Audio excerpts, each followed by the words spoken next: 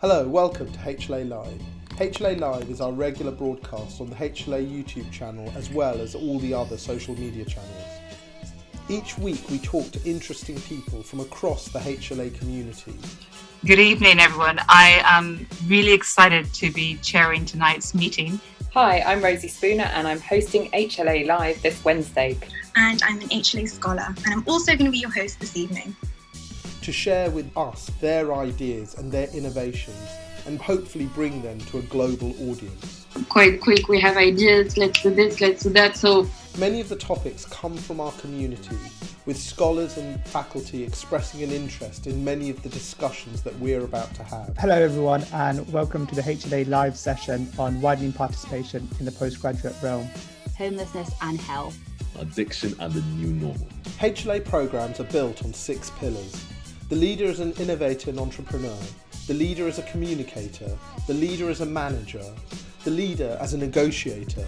The leader as a follower. And the leader as a philosopher.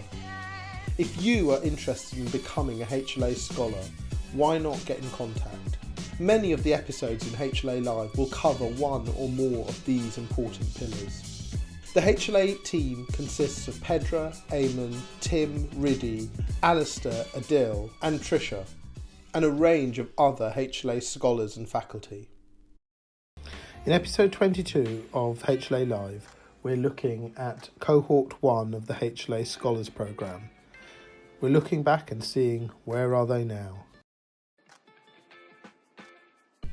Hello, I'm Pedra Abiy, one of the faculty members of the Healthcare Leadership Academy. I'm filling in today for Johan Malawana. The purpose of this interview is to get to know you better. And correct me if I'm wrong, but you're currently doing an IBSc in osteology, the study of bones? That's quite interesting.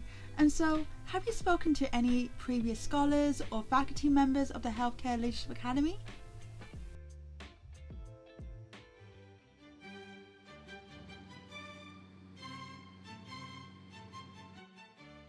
Hello, I'm Dina. I was one of the scholars back in the very first pilot cohort of the Healthcare Leadership Academy back in 2017, which was really great, quite different to how it is now in that it was much smaller scale. It was quite a small group of us and our base at the time was touch surgery, so that was a really great experience. Hello, my name's Ahmed and I was in the 2017 cohort of the HLA. The main thing I learnt from the HLA was that leadership is ultimately a mindset rather than a title, and you have the ability to develop it through experience and reflection. I think there were really two main things I learnt from my time with the HLA in my first year. The first was that of practical skills, so learning how to present, learning how to be more confident when you're speaking to a large audience, learning how to manage teams, learning how to inspire them, make them enthusiastic. The second thing I'd say is sort of a question of humility. I think being exposed to fascinating, really impressive leaders all the way across the spectrum, both within and beyond medicine, makes you realise that actually they're human too. They've done really amazing and impressive things, but they did it not without ever making mistakes, but actually by overcoming those mistakes and making themselves work through them and be better. I think it was that experience of learning those practical skills and being inspired by deeply human, really kind and really helpful individuals who showed us that actually you can make mistakes and you can still get where you want to go and help people. I think it was those two main lessons I took away from the HLA.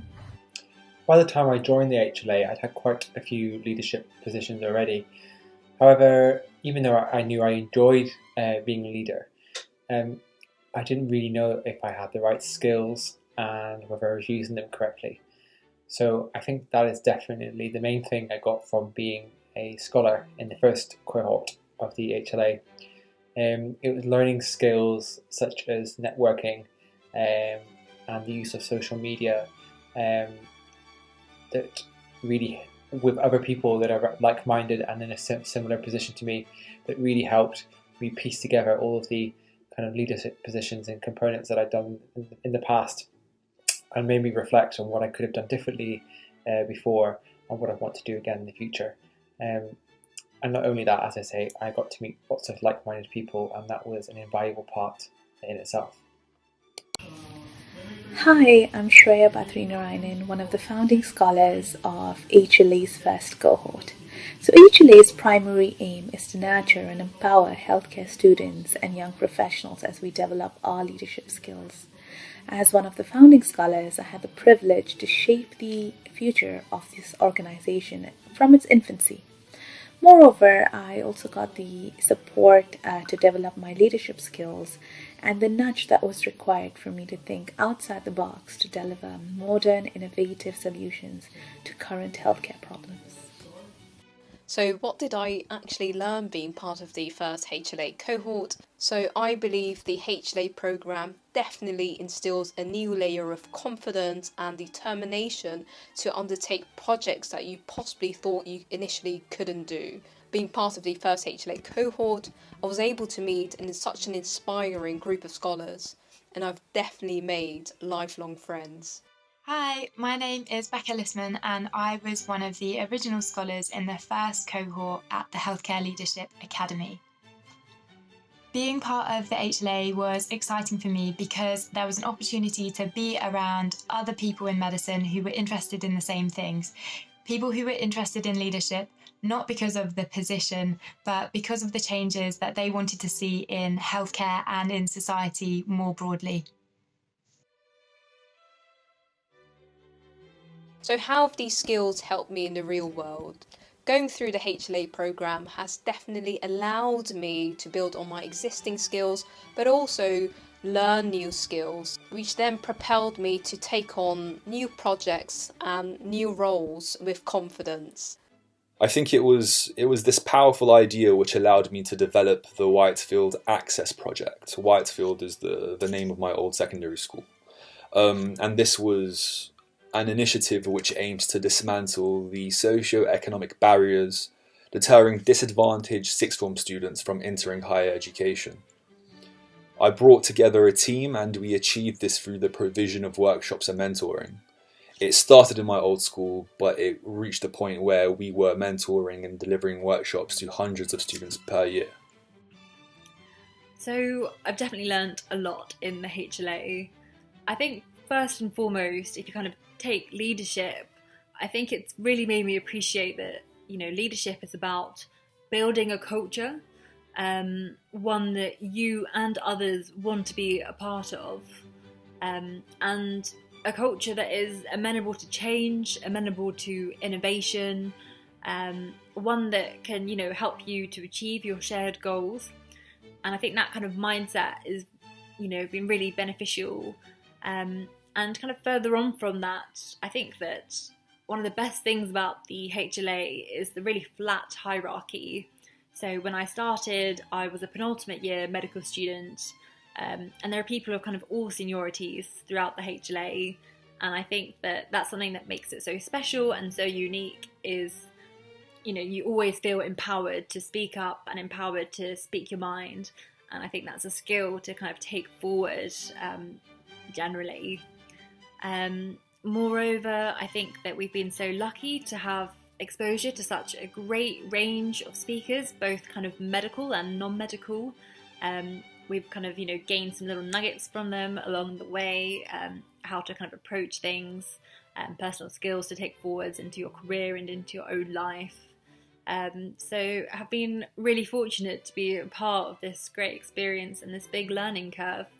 The program encouraged me to take on projects to bring about a positive change in the environment around me. I got the opportunity to build on the newfound knowledge I gained from my mentorship at the HLA and have been utilizing it in all the opportunities that come my way. The skills I learned while being a scholar with the HLA have helped me most obviously with my more formal leadership roles that I've had since being a scholar. But I would say that they have helped me in a more wider setting as well. One good example is with my interactions with patients at work. A lot of the time, a lot of the interactions and relationships you have with them is about kind of bringing them on board and understanding why you're doing certain things that you're doing while they're in hospital. And I think a lot of that is to do with being able to negotiate, being able to communicate, and being able to get your point forward, all things that I learned in the HLA. So it definitely has much wider impacts than just being kind of in a more formal leadership role. The skills I gained at the Healthcare Leadership Academy stood me in good stead. I applied successfully for an academic foundation programme post in medical leadership and management, where I could develop my skills even further. Also during my foundation programme, I was elected as chair of the Junior Doctor Representative Committee. I managed a team of around 18 doctors and worked closely with the CEO and medical director of the hospital. The committee and I were able to improve exception reporting, ensure there was individual surgical cover at night, and oversee the budget for the Fatigue and Facilities Charter. Of course, when COVID hit, I also joined the silver level management team, and after COVID, we were successful in local negotiations, ensuring that junior doctors were paid for the extra work they did.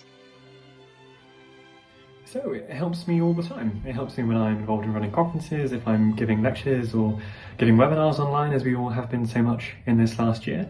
It's also partly been really helpful because of the network which you carry with you after the HLA. Unfortunately, there's no escaping the HLA once you're in, and you've got this huge family around you of other people who are progressing through their careers at the same level that you are, and they'll all be involved in 1,000 fascinating different things over the course of the year, and you can get involved with those. You can help each other, you can inspire each other, and it's carrying that network through your career, which I think has been really, really positive for me, really beneficial, I think, for everyone else as well. I'm currently working as an IMT1, so in my first year of internal medical training at Imperial. I'm on intensive care at the moment, but I'm hoping to pursue a career in oncology. I'm still really heavily involved in the HLA, so I am the mentoring lead and on the faculty, which means that I work with a great team of people in the running and developing of the mentoring programme. Since then, I've actually joined the board of governors for a local comprehensive secondary school.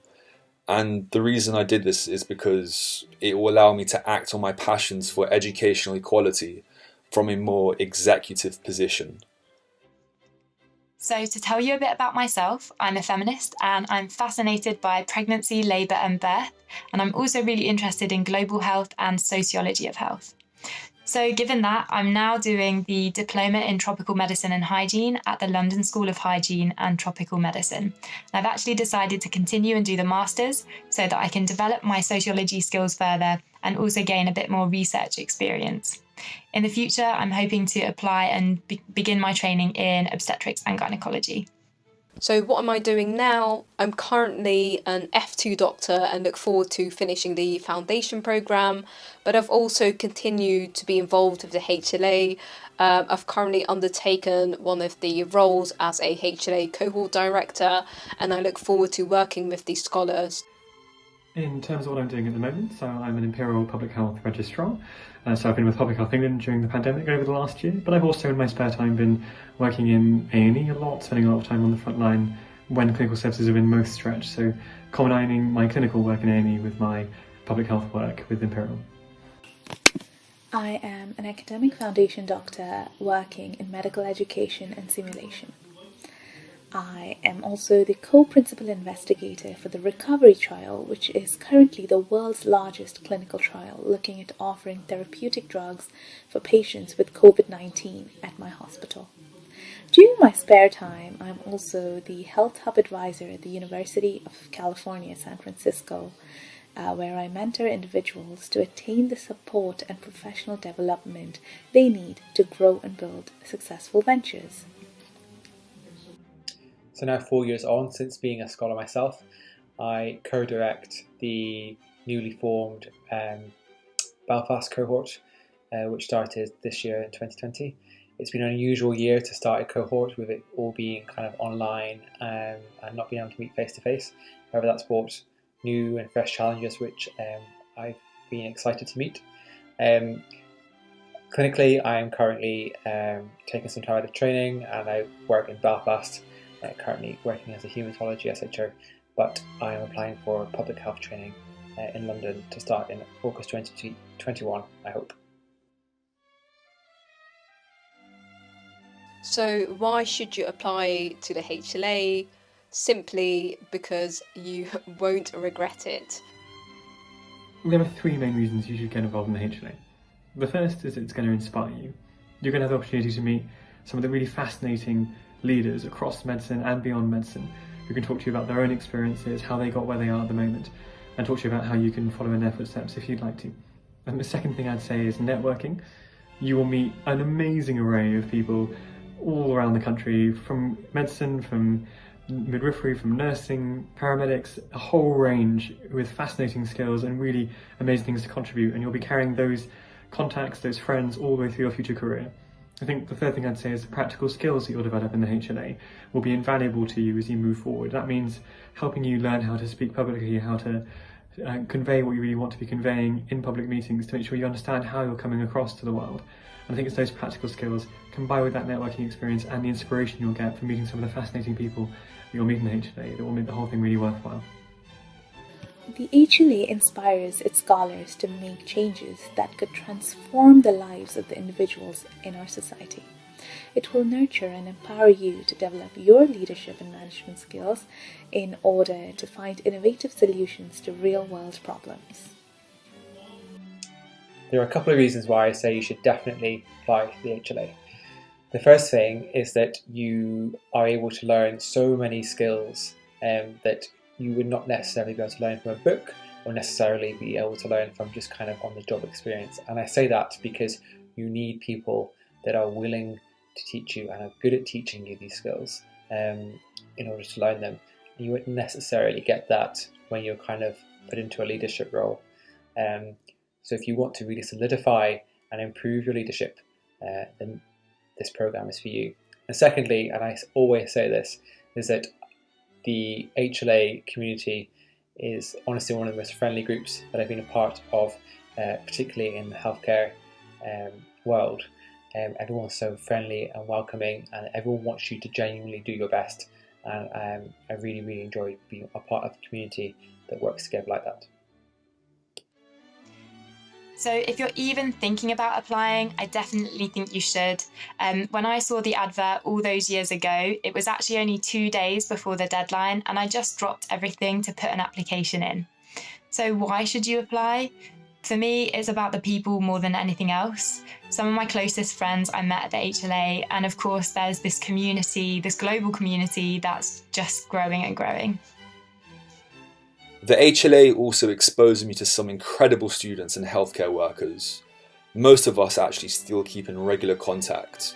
This is made possible through the annual retreats that the HLA offers.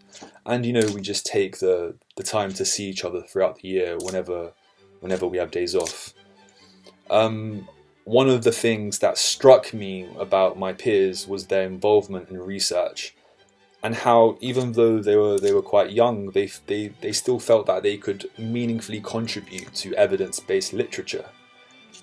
This kind of inspired me to also engage in research, and I am now on the Academic Foundation program and have managed to co-author 9 peer-reviewed publications.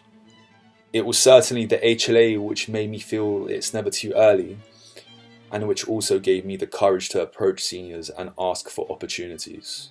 If you're considering the HLA but don't feel you had the CV, or feel the other applicants might be better than you, I would encourage you to get rid of those ideas and just go for it. When I started, I think I was only a third-year medical student, and at no point did I feel that I wasn't taken seriously because of my junior status. So you should definitely apply for the HLA. I 100% don't regret my decision. I think it's been such an instrumental part of my kind of career choices moving forward. So I've met some incredible, really inspiring, like-minded people who are doing some really impressive things. And I'm lucky that some of those people that I've met have really become friends for life. I've also been exposed to some really brilliant opportunities that I've been so lucky to be a part of. I think, in summary, if you're a passionate person, if you're ambitious, if you are interested in leadership and you want to make a change, then I think the Healthcare Leadership Academy is the perfect kind of environment to grow and to reach your goals, I think it's a perfect culmination in being able to realise all of that. So 100% you should apply if you're interested, and good luck.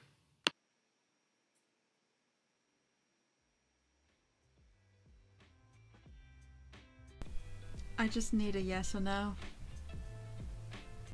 Thank you to everyone that made tonight's episode possible.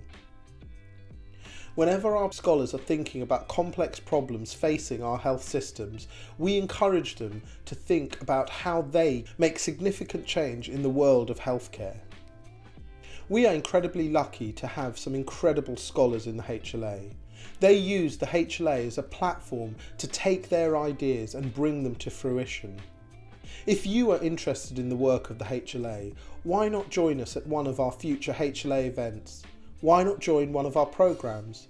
Why not even become a HLA scholar?